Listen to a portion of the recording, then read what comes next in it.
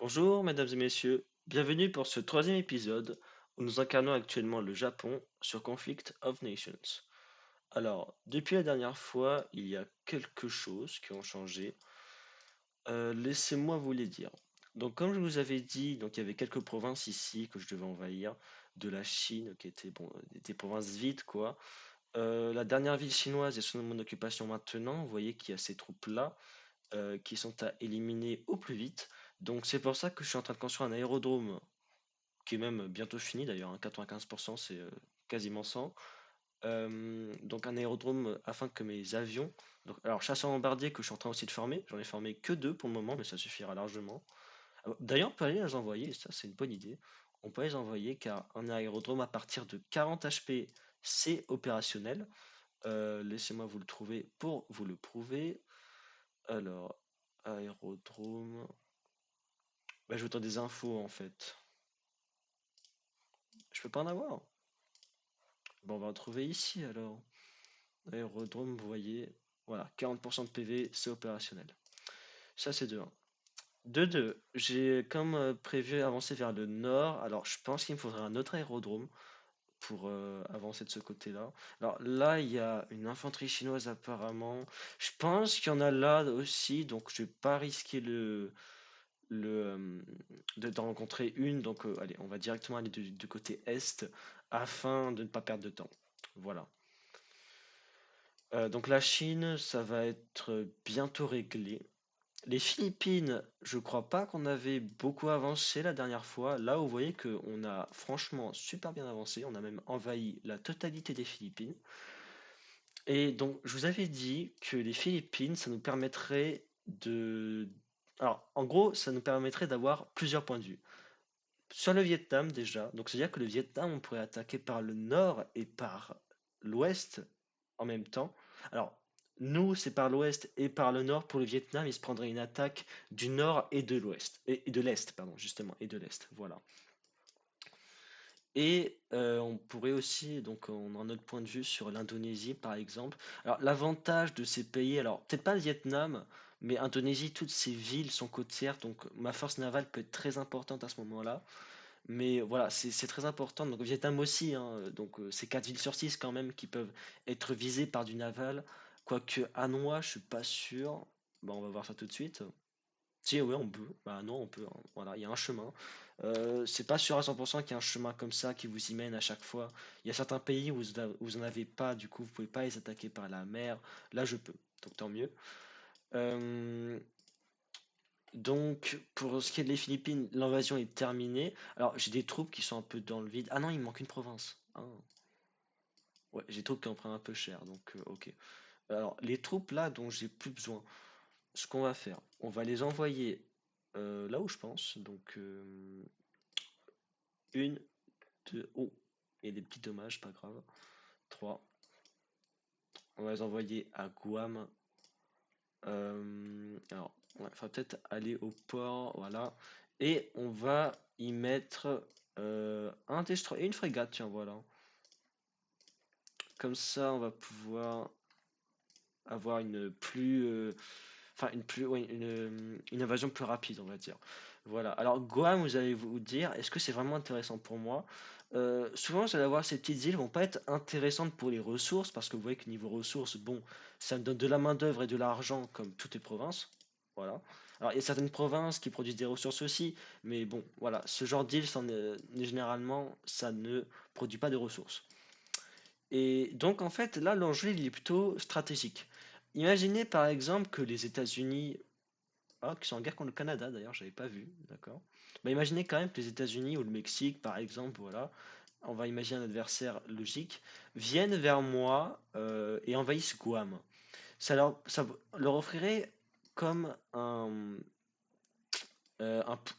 possible terre de départ afin, pourquoi pas, de commencer une invasion de Guam, des chasseurs de supériorité aérienne ou des chasseurs bombardiers. Alors, vous voyez la portée là, ça peut m'atteindre, honnêtement. On va dire que non. Mais il y a des avions qui, eux, vont obligatoirement m'atteindre, du genre les bombardiers lourds. qui ont une portée vraiment énorme pour le coup. Dès le niveau 1, c'est 1500 d'attaque, hein. Donc vous voyez, pour vous donner une idée, chasseur bombardier, c'est quoi? 750, un truc dans le genre, 650, voilà.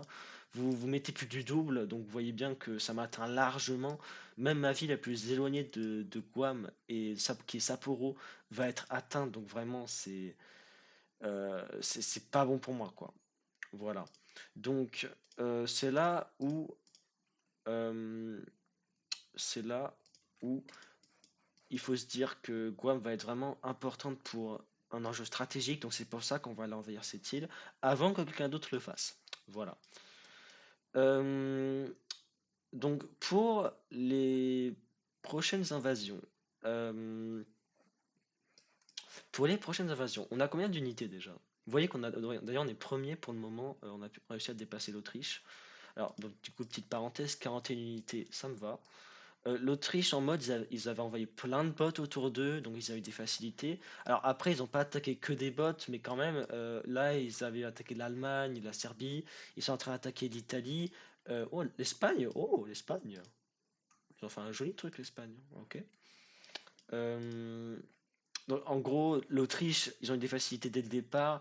Euh, la vague qu'ils avaient lancée, la vague d'invasion, devait s'arrêter à un moment. Voilà. Parce que vous prenez n'importe quelle escouade d'unités, donc par exemple une unité de terrestre de 10 unités, euh, vous lui faites faire je ne sais combien d'invasions, à un moment, elle va s'épuiser. S'épuiser alors donc pour les points de vie. Et donc à un moment, elle va même être vulnérable, très vulnérable. Donc vous voyez, c'est de ça dont je parle. Alors d'ailleurs, du coup, donc voilà ce que je voulais dire sur l'Autriche. Vous voyez que là, voilà, je vais envahir Guam parce que ça pourrait être une menace, mais j'ai aussi oublié toutes ces petites îles là. Ouais, Tsushima ou Ulangdo. Bon, je suis français donc j'arrive pas à prononcer. Ouais, donc il va falloir que j'aille attaquer ça en fait. Ouais. Alors, bah attendez, on va faire ça directement. Alors, ici, il n'y aura pas d'unité. En revanche, quand vous voyez ce symbole là ce drapeau sur un socle doré, ça veut dire qu'il y aura des troupes dessus. Donc, vous devez envoyer des unités. Alors, je me demande si les chasseurs bombardiers, en fait, il faudrait pas plutôt aller attaquer d'abord. La Chine, je pourrais m'en occuper toujours plus tard. Ouais, allez, je vais faire ça. Les chasseurs supériorité aérienne, on va les utiliser comme ça d'ailleurs. Donc, chasseurs bombardiers, on va les mettre ici, comme ça ils sont plus proches. Euh, Du coup, pour ce qui est... est-ce qu'on fait un assaut naval aussi, je pense, hein. Ouais, ça pour eux, ça craint rien. Allez, on va mettre un destroyer à Ulen... Bon, cette île-là. On va leur déclarer la guerre, comme ça, ce sera fait. Hein, vous imaginez une attaque surprise qui se fasse sans votre accord, puisque vous êtes offline, par exemple. Bon, ça va vous faire une perte de morale plus importante que si vous avez déclaré la guerre normalement, enfin, donc ça veut dire, comme je viens de faire, hein, déclarer la guerre normalement, ça veut dire déclarer la guerre d'une manière plus soft, quoi. Ça permet d'avoir un meilleur rapport au niveau du moral, donc c'est toujours bien. Enfin, c'est toujours bien, le moral est très important quand même, et c'est quand même une chose qui est sacrément négligée par la plupart des joueurs, donc retenez bien cela. Bon, puis globalement, bon, ouais, on va envahir ces îles-là, et puis ce sera très bien comme ça. La Corée du Sud, normalement, ils n'auraient pas envoyé d'unité sur cette petite île, donc je vais y aller. Et eux, ils iront ensuite pour Tsushima. Voilà. Est-ce que j'ai une infanterie qui est dans les parages? Ouais. On va mettre ici. Elle envahira l'île au bon moment. Bah, imaginez les États-Unis qui viennent ici. Bon, dans ma logique, je ne les laisserai pas venir ici, mais du coup, ils peuvent. Ils peuvent, bien sûr qu'ils peuvent. Donc bon, alors aussi niveau naval du coup, je voulais dire aussi un mot, et c'est vrai que moi-même avait un peu négligé certaines choses. Alors, il y avait un tutoriel donc d'un joueur expérimenté sur YouTube que je suis en train de regarder. Même si ça dure 5 minutes la vidéo, j'avoue que il me manque un petit bout. En gros, donc la vidéo vous explique les bases à avoir donc pour le naval, et donc ça explique notamment en fonction de votre pays, le nombre de villes, si vous êtes un pays donc qui est une île en fait, ou un amas d'îles, comment réagir avec le naval, ok? Donc En gros, pour les pays avec plus de 7 villes, et donc bien sûr donc des pays qui ne sont pas enclavés, hein, par exemple le Kazakhstan, ça va avoir quoi? 6 villes le Kazakhstan? Ouais. Bon, bah, ça a une base navale, hein, bien sûr, mais bon, vous n'allez pas faire une base navale dans la mer Caspienne, ça ne sert à rien. Bon, donc, voilà, un pays, par exemple la Chine, le Japon, des pays qui ont vraiment un littoral qui donne sur un océan ou une mer. Vous voyez, par exemple, en Europe, ça va être surtout sur la mer Méditerranée ou la mer du Nord, hein, bref. Donc, euh, en gros, les croiseurs, quand vous avez, donc d'après cet expert, ce genre expérimenté, quand vous avez une nation de plus de 7 villes, les croiseurs, ça devient obligatoire carrément. Je pensais pas honnêtement que ça allait être si important, mais maintenant que j'y pense, le croiseur c'est le navire par excellence qui va détruire les autres navires. Donc ouais, c'est vrai que je pense que le croiseur serait vraiment pas mal. Les destroyers me serviront toujours si jamais il y a quelqu'un qui forme des sous-marins d'attaque, par exemple. Même si c'est un navire polyvalent, le destroyer, hein, bien sûr. Mais ouais, donc ce qu'il va me falloir en fait là, ça va être le croiseur. Donc, est-ce qu'on fait la recherche? Moi je dis oui, hein. Là, allez, on fait la recherche des croiseurs. C'est parti. Ok. Pour les industries, sinon il me reste un peu de matériaux rares, donc on va aller construire des industries. Alors, le où maintenant, ça c'est la question. Ah, les véhicules blindés. Allez, on commence, c'est parti. Est-ce que je n'avais pas déjà formé? Apparemment non. D'accord. Oui, je crois que je pouvais en former hier, mais bon, enfin, il y avait un truc qui manquait, et puis bon, j'allais être offline au moment où ça allait se finir, donc j'ai pas pu. Ok. Donc pour le croiseur, il va nous falloir une base navale niveau 4. Niigata, parce qu'on est base navale niveau 3, je pense que ça me paraît être un bon choix. Alors, est-ce que j'ai fait de bons choix en mettant une base navale à Niigata? Elle est où notre base navale en fait? J'ai mis Niigata. Osaka peut-être? Non? Hiroshima? Ouais. Euh, Parce que en fait le Japon, je pense que j'ai plus de chances de me faire attaquer par le Pacifique que par la Russie ou voilà, donc c'est les terres de l'Ouest en fait. Donc tu vois, le temps que les navires fassent le tour, je perds déjà un petit peu de temps, par exemple pour défendre Tokyo. Bon. Après, la base navale est protégée, ça c'est davantage par la terre elle-même. Donc, ouais, bon, ça c'est des avantages et des désavantages dans tous les cas. Allez, base navale niveau 4. Pour l'électronique, il va me falloir une industrie encore plus élevée. Donc, on va faire une industrie niveau 5. Le ravitaillement est. Il n'y a que des villes. Ok. Matériaux on va améliorer peut-être. Mon industrie est que niveau 1, donc ouais. Et ici, je peux pas, j'ai pas assez de ressources. J'en aurai ce soir, probablement. J'ai laissé les bâtiments ici, car pourquoi pas annexer dans le futur, ce sera toujours intéressant. Et alors, ces troupes-là qui vont être un peu dans le vide, on va les mettre. euh, Bah, ouais, tiens, pour la Chine, ça me fera gagner du temps. Voilà. Ok, nickel. Voilà. Donc, voilà, ça va être le projet naval. Euh, Le gros problème du Japon au niveau géographique, c'est que vous voyez qu'il n'y a aucune terre sur laquelle s'appuyer à l'est. Je vais prendre un autre exemple, ça va vous paraître plus clair. Par exemple, vous êtes... alors, il faudrait que je prenne un bon exemple. Ouais, tiens, la Pologne par exemple. Imaginez, vous êtes de la Pologne, vous envahissez toute l'Europe de l'Ouest, donc Allemagne, France, Espagne, Angleterre, même Norvège et Suède, voilà. Vous avez envahi tout ce territoire. Vous êtes d'accord que s'il y a un ennemi qui vous attaque de l'ouest, donc par la mer, autrement dit, il va pas pouvoir venir directement dans vos villes, à moins que vous n'ayez mis aucune défense. Mais si vous avez des défenses, genre une flotte par exemple, qui est donc par ici, vers Stavanger, Amsterdam et compagnie, et en Bourriquel, bah là, l'ennemi ne passe pas, si vous avez une bonne défense. Voilà, il faut avoir quelques navires quand même. Eh bien, grâce à cette défense, l'ennemi va être obligé de passer par d'autres points. Donc, par exemple, il va se dire, ah bah, je vais aller prendre Trondheim et aller jusqu'à Stockholm par la terre, et ensuite on peut venir par le nord. Déjà là, le chemin il est plus court, vous êtes d'accord? Ou alors il va venir par Calais qui est en France, il va faire tout le chemin jusqu'à vos patries-villes. Vous voyez bien que vous avez de la marge dès le moment où l'adversaire doit parcourir une très longue distance. Vous avez énormément de marge pour pouvoir réagir, bien réagir si possible. Alors par exemple, moi le Japon, s'il y a quelqu'un qui m'attaque à l'est, alors imaginons que je n'ai pas des unités dans le coin avec donc des radars. Et si je mets une flotte par exemple dans le coin, avec tous les radars que j'aurai à disposition, bien sûr que je verrai l'ennemi à l'avance. Mais si j'en ai pas, eh bien, du jour au lendemain, je peux vraiment me retrouver avec des ennemis avec une immense flotte m'attaquant à Tokyo par exemple. Ok? Dans l'océan, vous n'avez pas de marge parce qu'il y a tellement de chemins, vous savez jamais par où l'ennemi va-t-il venir. Vous pouvez essayer de faire des hypothèses, mais jamais vous serez sûr à 100%. Vous comprenez?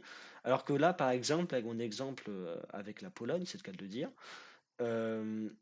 si quelqu'un vous attaque par l'ouest et que vous avez envahi tous ces territoires, eh bien, vous avez énormément de marge pour pouvoir réagir. Autrement dit, l'ennemi a moins de chances de réussir son invasion contre vous. Ok? Donc, ça va être ça le désavantage du Japon. Ça va être ça le désavantage du Japon, c'est il n'y a pas de marge dans l'océan. Voilà. Donc c'est pour ça qu'il faut qu'on constitue une flotte dans ce coin-là, donc en gros qui protège notre côte est. Puis quand vous voyez la gueule de la carte, hein, donc carte maritime, vous voyez qu'on a des carrefours où on va devoir positionner des troupes. Donc par exemple, bah, il y en a un ici, un là, un là. Là, c'est un peu plus loin déjà, mais c'est un gros carrefour dans le Pacifique ici aussi. Là aussi, on en a un énorme. Donc bon, euh, dans le futur, euh, on en, euh, on en créera, enfin, on créera du coup bah, une flotte qui sera vraiment positionnée ici. Et alors, quand je dis une flotte, vous pouvez imaginer 40 navires, je pense pas arriver jusque-là non plus. Mais bon, oui, on va faire des navires, bien entendu. Voilà. Je pourrais dire quoi encore? Bah, pour les prochaines invasions, du coup, je crois que j'avais pas trop fini. Donc là, on a envahi les Philippines. Je pense qu'on va s'attaquer à l'Indonésie parce que, bon, parce que dans la logique de la situation. Euh, Bah, imaginons les États-Unis viennent du coup au sud ou un autre pays, hein, envahir la Nouvelle-Zélande et compagnie. Bon, vous voyez bien que là aussi on a un problème. Euh, c'est que là, c'est pas notre pays qui va être menacé directement si jamais ils décident de venir par l'Australie, puis l'Indonésie, puis les Philippines et enfin le Japon. Ça va être plutôt une menace pour nos conquêtes et indirectement une menace pour notre pays, pour nos patries vides. Indirectement, mais c'est quand même une menace. Donc, ouais, je pense aller vers le sud, ce sera une bonne idée. Je pense envers le Vietnam aussi, ce sera une nécessité afin d'avoir plus de contrôle vers ce coin-là avec la Malaisie, Singapour, le Cambodge aussi. Voilà, cette mer qui a sûrement un nom, mais bon, je je m'y connais pas assez niveau géographie. Voilà. Donc voilà pour les prochaines invasions. Niveau économie, alors les industries, ça avance très bien. D'ailleurs, dans le dernier rapport, on était premier niveau économie. On est toujours d'ailleurs. 30 000 tonnes. Alors, j'avoue que niveau économie, j'aurais pas de conseils à vous donner en mode jour 10, jour 20, quelle économie avoir, c'est quoi l'idéal. J'avoue que j'ai pas assez fait d'observation pour pouvoir vous en dire à ce niveau-là. J'en ferai pourquoi pas dans le futur, ça me permettra de vous en dire plus. Voilà, donc pour niveau économie, on n'a pas toutes les industries maxées, loin de là d'ailleurs. Donc on le fera, hein, bien sûr. On a déjà quelques industries niveau 5, mais il y a par exemple à Tokyo, on n'a qu'une industrie niveau 1. Donc voilà, on commencera par là déjà. Ok. Et donc ça va être tout pour l'économie. Parlons un peu des alliés. Et si j'ai le temps, on finira avec les autres possibles ennemis dans le futur qu'on pourrait avoir. Alors Angola, c'est vraiment la surprise de la game pour moi, vraiment. Ils ont attaqué comme une patate. C'est vraiment l'expression, la seule expression que je trouve à leur attaque. Mais ça a marché, donc tant mieux pour eux. Euh, Ok, ils sont en train d'attaquer le Kenya maintenant. Ils avancent bien, hein, franchement, ils avancent bien. Le Congo, ils ont commencé à faire des tanks aussi. Ils ont envahi le Cameroun, ok. Donc ils s'en sortent plutôt bien, honnêtement. Est-ce qu'il y a une coalition en Afrique maintenant? Je me demande si. Ouais, il y en a sûrement une. Bon. Ah, bah, c'était le Tchad, je crois, ça. Bah, il n'y a plus de Tchad. Atlantic Union, ou alors c'était la Roumanie, peut-être, je sais pas. C'était plus la Roumanie, je pense, ouais. Bon, je sais pas. C'est pas important pour nous. Donc, en gros, pour l'Afrique, ça veut dire que logiquement, le DR Congo Angola, ils sont en train d'être les maîtres de l'Afrique pour le moment. Alors, est-ce que l'Espagne est dans une coalition? Parce que ils sont quand même au nord, mine de rien. Ouais, ils sont dans la coalition avec l'Autriche, d'accord. Donc oui, hein, globalement, euh, cette coalition-là pourrait me faire peur parce que quand je vois les stratégies là que d'Air Congo et d'Angola, franchement, ça craint. Ils ont pas de vraie stratégie en fait, mais bon. Après, je vois quand même qu'ils ont fait quelques recherches intéressantes, donc c'est bien, mais après, par exemple, niveau nombre d'unités, bon, ok, on a 33 quand même, ok, mais quand je dis nombre d'unités, c'est genre les nombres d'unités qu'il y a dans leur pays pour protéger leur pays en cas d'invasion, il y a rien, il y a vraiment rien. Pour Angola par exemple. Donc c'est un problème quand même, c'est un problème. Voilà.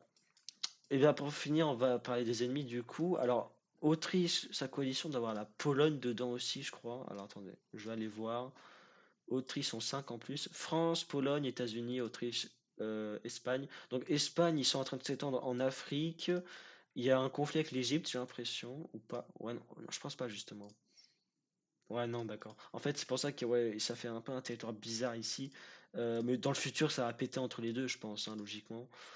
L'Autriche, ils sont en train de finir d'envahir l'Italie, et puis la Grèce aussi, j'ai l'impression. La France, ils m'ont l'air d'être AFK.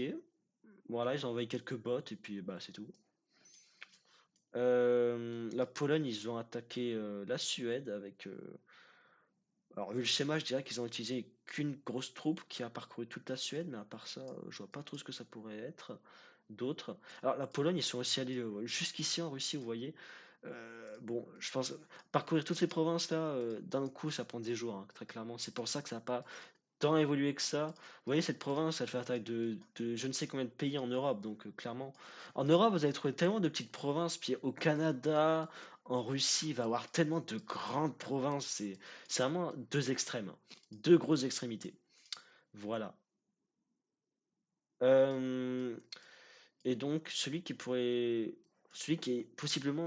être la plus grosse menace pour nous pour le moment de cette coalition, c'est les États-Unis. Alors, toujours autant de bases navales, hein. Alors, il y a des constructions qui, voilà, ça ressemble de moins en moins à un joueur AFK. Bon, après, il a tellement de bâtiments bon, vous voyez, toutes les bases militaires niveau 3. Il y en a 4. Il y en a 4. Ouais, les bases navales, il y en a autant, j'ai l'impression. Alimenter autant de bases navales, même pour les États-Unis, c'est impossible. En aussi peu de temps, je veux pas y croire. Et les bases militaires niveau 3, il n'y a pas tant d'unités qu'on peut former pour ça. Bah, il y aurait l'anti-aérien, il y aurait l'artillerie mobile, les lance-roquettes, je pense qu'il faut plus que... Attends, lance-roquettes, il faut base militaire niveau 4, ouais. Ça va être artillerie mobile où il faut une base militaire niveau 3. Tank, c'est niveau 2, la base militaire. Infanterie, normalement, oui, infanterie mécanisée, c'est niveau 2, la base militaire. Ouais, j'opterais pour l'anti-aérien, mais bon, on verra bien, hein. Euh, voilà, et puis les États-Unis, bon bah, franchement, je vois très mal ce que ça donnera dans le futur, mais ça donnera quelque chose, ça c'est sûr. Puis voilà, un dernier mot pour la fin. J'avais aussi fait la recherche des radars parce que le radar, honnêtement, c'est une unité tellement pratique et j'avoue que j'ai oublié d'en former. Donc, je pense, pourquoi pas faire une troisième base militaire niveau 2. Donc là, on a à Osaka et Sapporo des deux bases militaires niveau 2. Donc logiquement, on en met une, bah pas Fukuoka du coup. Ouais, Koshi, why not? Vas-y, Koshi, je vais le faire. Oh, il me faut d'électronique. Je ferai allez, une petite offre. On va faire maintenant une base militaire niveau 2 à Koshi pour pouvoir former des petits radars. Et à l'avenir, ça servira sûrement à former aussi d'autres unités telles que les véhicules de combat blindés, qui eux aussi demandent de l'électronique. Voilà. J'espère avoir été le plus clair possible. Donc on se retrouve, là on est mercredi, on se retrouve samedi pour un prochain épisode. Je vous souhaite une très bonne journée ou une très bonne soirée, ça dépend de là où vous êtes dans le monde. Je vous dis au revoir. Salut!